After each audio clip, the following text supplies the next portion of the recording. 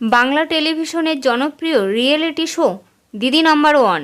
এবার সেই রিয়েলিটি শোয়ে দেখা যাবে মুখ্যমন্ত্রী মমতা বন্দ্যোপাধ্যায়কে। হাওড়ার ডুমুরজলা স্টেডিয়ামে তৈরি হয়েছে সেট, সেখানেই দিদি নাম্বার ওয়ানের রিয়েলিটি শোয়ের শুটিং করেছেন মুখ্যমন্ত্রী। জি বাংলার জনপ্রিয় রিয়েলিটি শো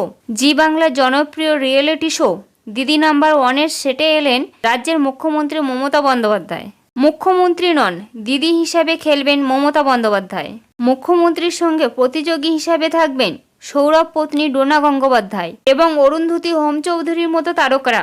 এর আগে একাধিক টেলিভিশন চ্যানেলে মুখ্যমন্ত্রীর সাক্ষাৎকার দিয়েছেন, কিন্তু কোনো টেলিভিশন চ্যানেলের রিয়েলিটি শোতে অংশ নেননি মমতা বন্দ্যোপাধ্যায়। তার জীবনের লড়াই থেকে সাফল্য সবটাই তুলে ধরবেন এই রিয়েলিটি শোয়ে। লোকসভা ভোটের আগে এরকম একটি মহিলা কেন্দ্রীয় অনুষ্ঠানে যোগ দিয়ে মমতা বন্দ্যোপাধ্যায় মহিলা ভোটারদের প্রভাবিত করার চেষ্টা করছে বলে মনে করছে রাজনৈতিক মহল, কারণ দিদি নম্বর ওয়ানের বেশিরভাগই দর্শক হচ্ছে মহিলা।